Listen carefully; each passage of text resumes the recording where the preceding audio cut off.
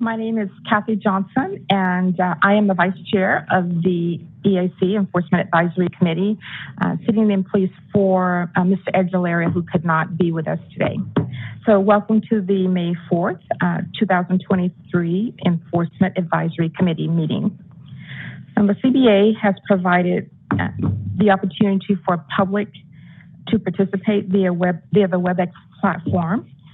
So when we take public comments, we will begin by taking public comments from those individuals attending the meeting at the California Board of Accountancy's headquarters. I will then ask the moderator to open up the lines for public comment. And you will be allotted up to 5 minutes for public comments.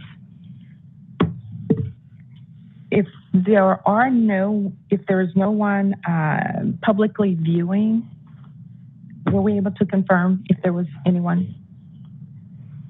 We're looking at that right now. Okay, thank you. All right, so first of all, we will start by taking a quorum. So Ms. Wickley, we'll turn the meeting over to Ms. Wickley to take a quorum. Kathy Johnson, Alan Gittleson,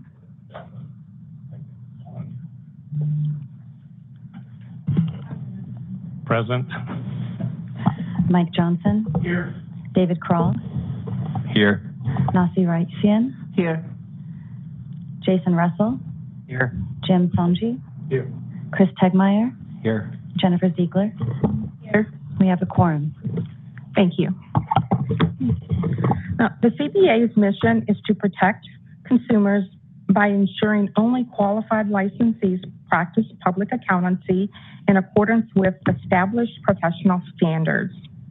This mission is derived from the statutory requirement that protection of the public shall be the highest priority for the California Board of Accountancy in exercising its licensing, regulatory, and disciplinary functions.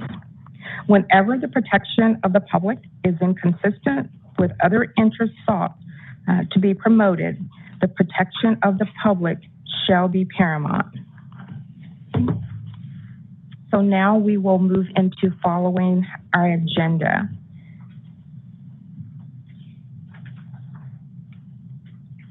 We'll start with asking if there are any public comments for items not on the agenda.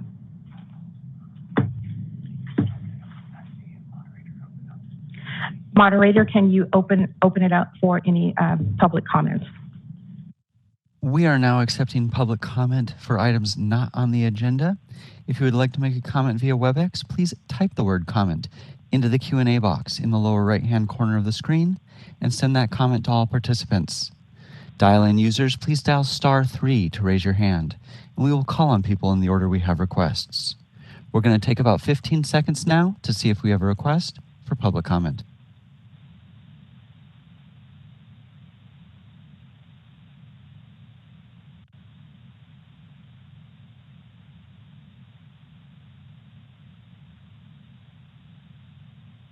Seeing no request for public comment, do you wish to return to the agenda? Yes. Okay. Right. Thank you. Okay, so now we will move on to item number 2, our report of the committees, and we will start off by asking for approval of the October 6th, 2022 Enforcement Advisory Committee's meeting minutes. I move to approve. Thank you. Is there a second? Second. Motion passes. Oh, thank you. Move to vote, sorry. Are there any questions or comments from our members?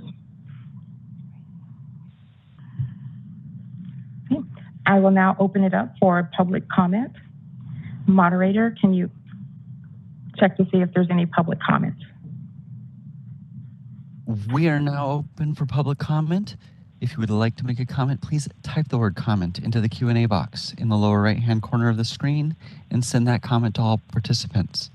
Dial-in users, please dial *3 to raise your hand. We will call on people in the order we have requests. We're going to take just a few seconds now to see if we have a request for public comment. Okay. All right. So the first of all, we will start by taking a quorum. So now we will move on to item number 2, our report of the committees, and we will start off by asking for approval of the October 6th, 2022 Enforcement Advisory Committee's meeting minutes. We are now accepting public comment for items not on the agenda. If you would like to make a comment via WebEx, please type the word comment into the Q&A box in the lower right-hand corner of the screen and send that comment to all participants.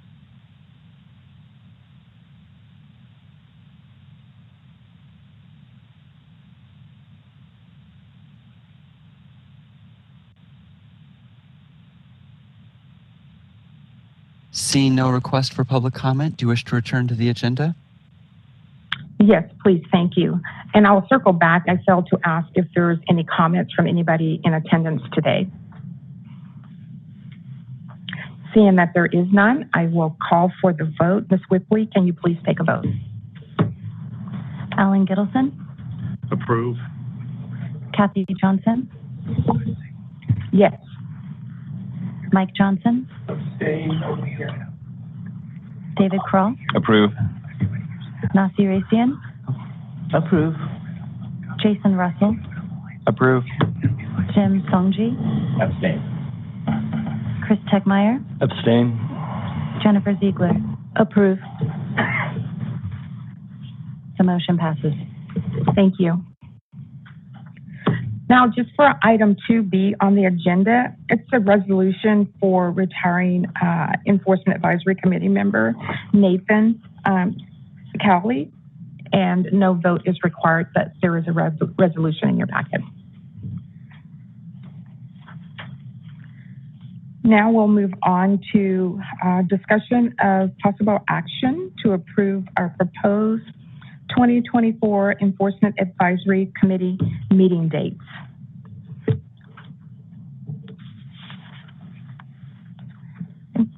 Is anyone willing to make a motion? I'll make a motion to approve. Thank you. Is there a second? Thank you. Are there any questions or comments from our members? Seeing that there is none, moderator, could you please open it up for any, open the lines up for any public comments? We are now accepting public comment on the motion. If you would like to make a comment, please type the word comment into the Q&A box in the lower right-hand corner of the screen and send that comment to all participants. Dial-in users, please dial *3 to raise your hand. We will call on people in the order we have requests. We're going to take just a few seconds now to see if we have a request for public comment.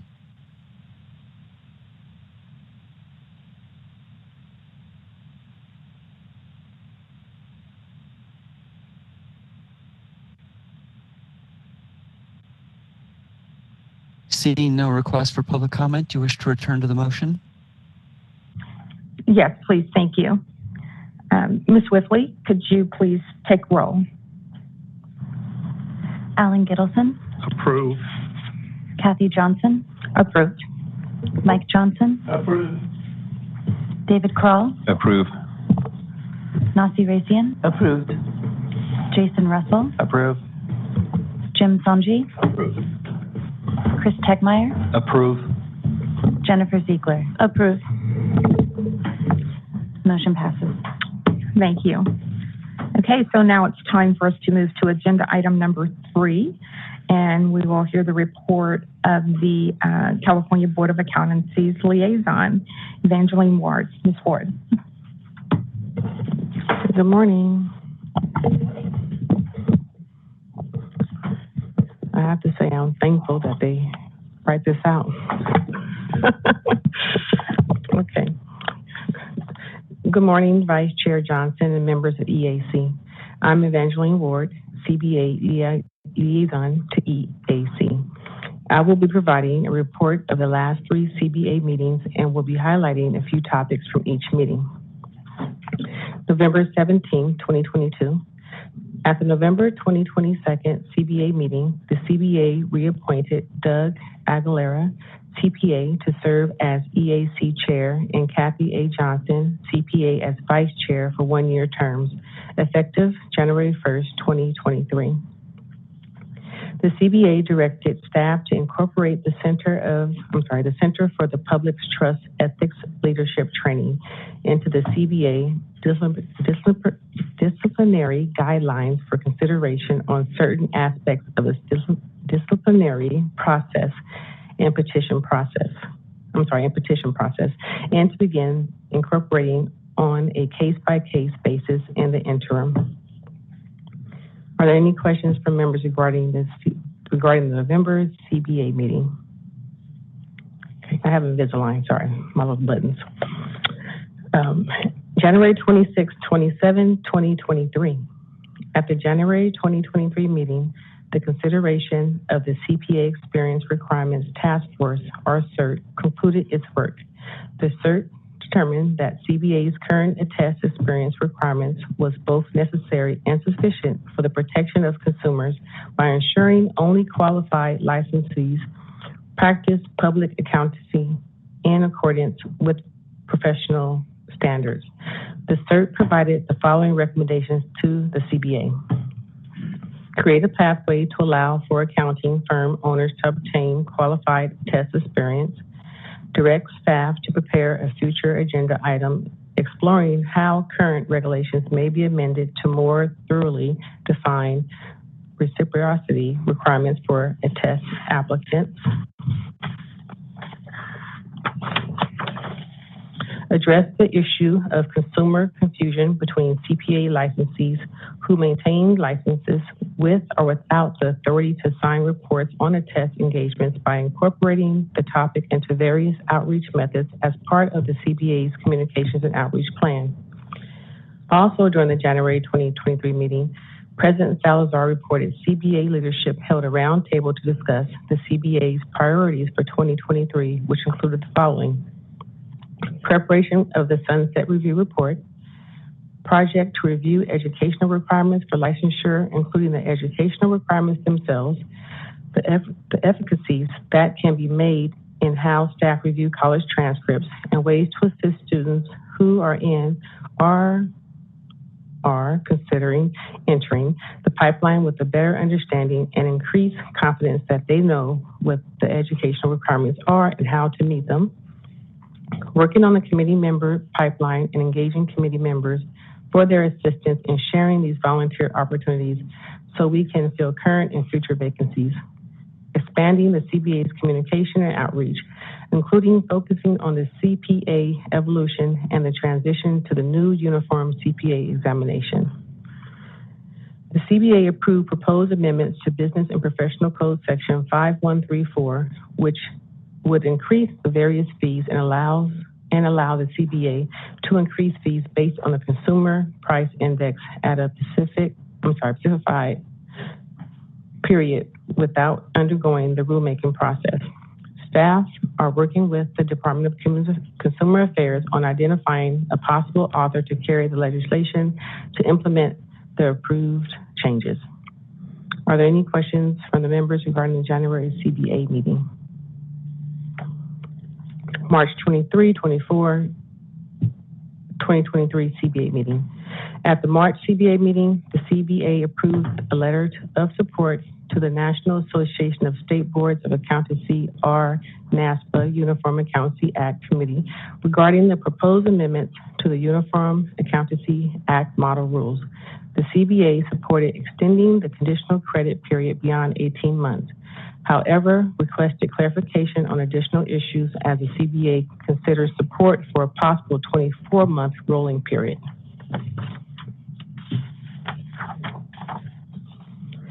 The CBA adopted its meeting dates for 2024. The CBA continued its discussions regarding challenges associated with the peer review program. This topic has been assigned to the CPC for future discussion.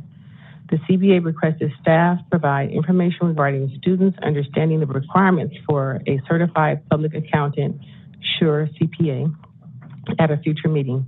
The goal of the SURE CPA project is to clarify the educational requirements by implementing solutions that will provide future CPA applicants, educational institutions, professional associations, and other stakeholders with straightforward educational requirements for CPA licensure.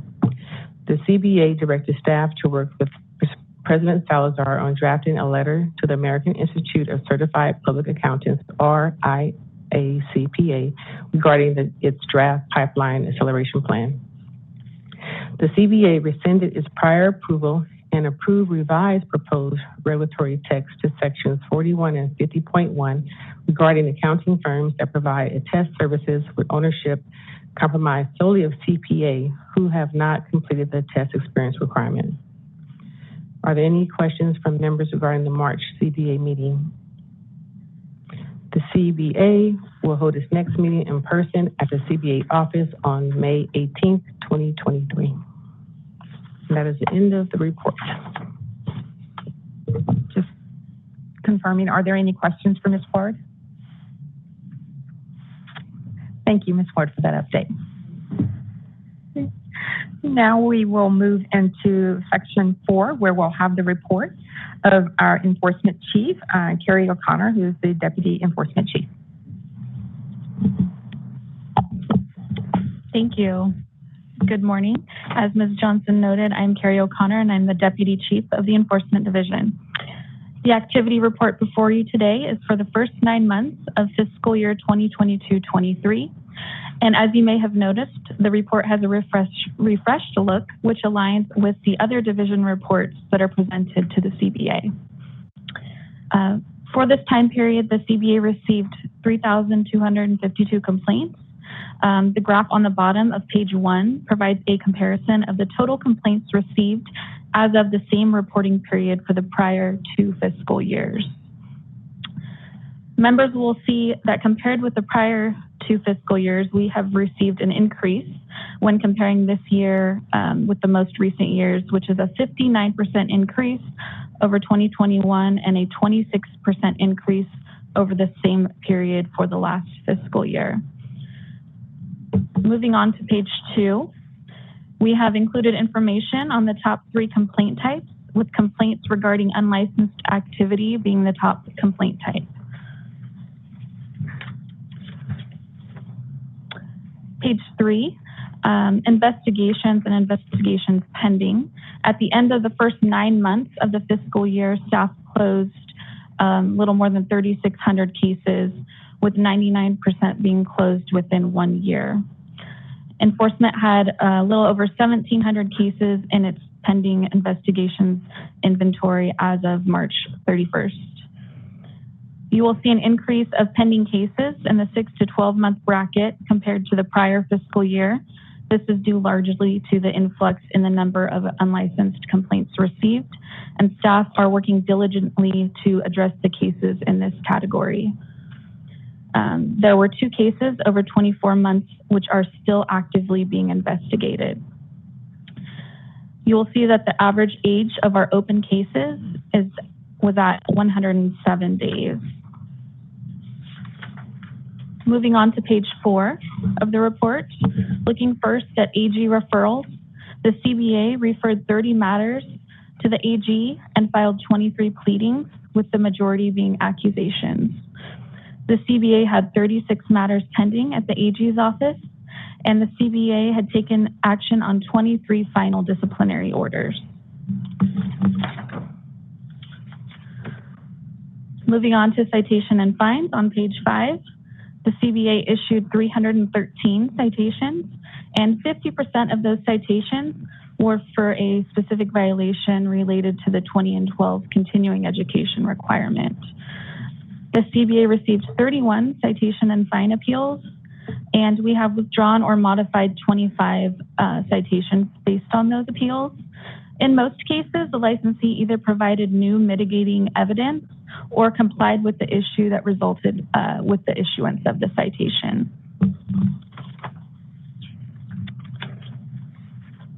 Page 6 contains information regarding unlicensed activity.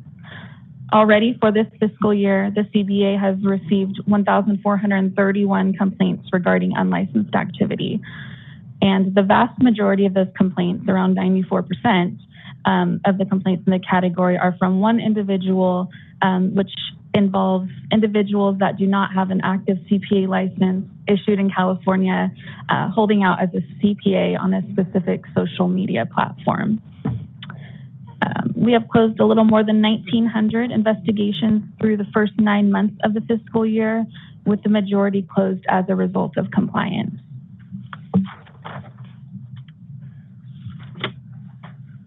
Moving on to page 7, regarding probation monitoring. As of March 31st, we had 85 individuals on probation. We identified 42 probation violations, with the majority being failing to submit the written quarterly report. And then the last page of this item includes a list of accusations filed and final disciplinary orders effective between January 1st and March 31st. At this time, I'd like to turn discussion over to Vice Chair Johnson and would be happy to answer any questions you may have. Looks like we do have a question. Yeah, thank you, Carrie. We had a big increase, it looks like, from the last 2 years to this year. Can you explain a little bit more as to why? Sure. Which category were you referring to? The number of cases? At page 1. Okay. Yes, and this is regarding most of the reason for the influx in increased number of cases is due to the increasing amount of cases we're receiving regarding the unlicensed activity that's highlighted on page, page 6. And specifically, a lot of those cases are regarding the bullet point at the bottom of page 6, which is the holding out as a CPA on a specific social media platform. And this is coming from one individual, you said? Yes. Carrie, this is the same person who's been reporting it in the past? Yes, that's correct. Is any of it credible? We do open all of the complaints and investigate, and we have found some issues that we've reached out to the licensees, and we do gain compliance on many of these cases. So we do have them correct the issue. Okay. I'm just curious, what is the rule? If I was on YouTube, broadcast along 50 states, and I lived in Arizona. And I lived in Arizona, but I'm a CPA in Arizona and have a YouTube channel. Do I have to be registered in all 50 states? But I don't know what the rule is. I'm just curious, like today's environment, that probably happens all the time. It has nothing to do with that kind of. It's not that. No, it's mostly through LinkedIn and those types of social media. And I will say some of them relate with other countries, using now CPA as the chartered public accountant instead of chartered accountant, coupled with Canada's is CA, so they'll put CA, CPA on their LinkedIn pages. It implies that they're here. So in certain instances, we correct those. There's other ones, but that was some of the genesis for it.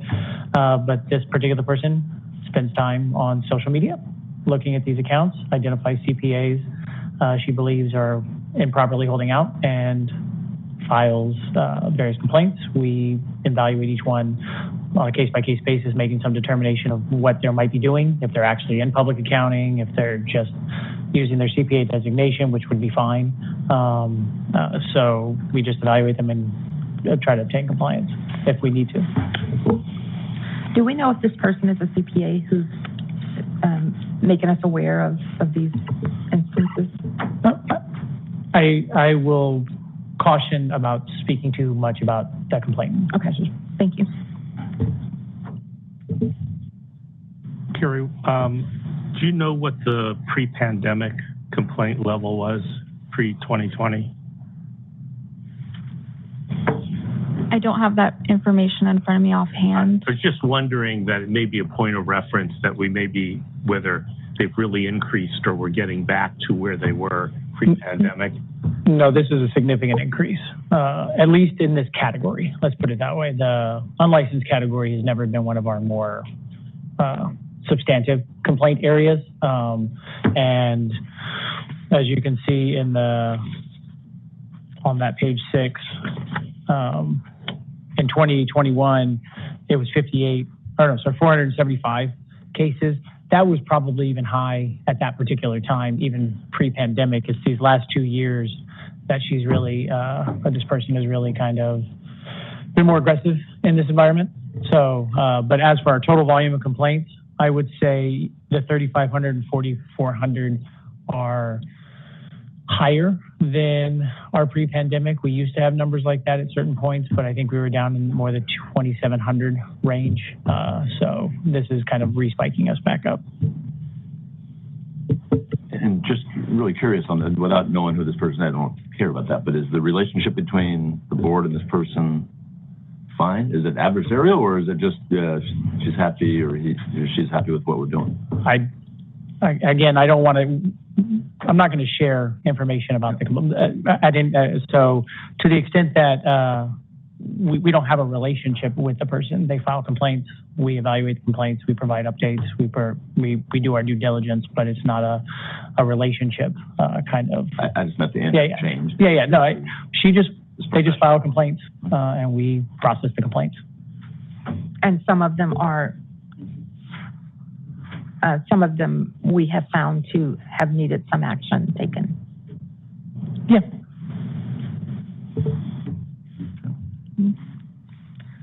Great. Thank you. Are there any additional questions?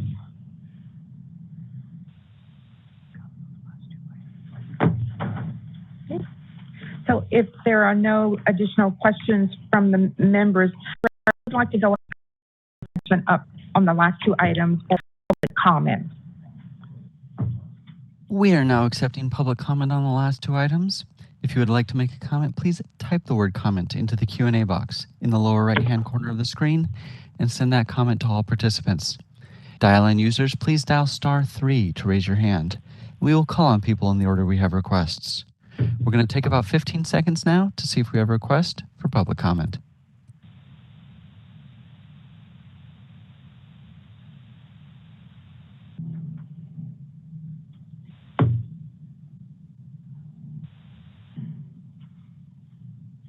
Seeing no request for public comment, do you wish to continue?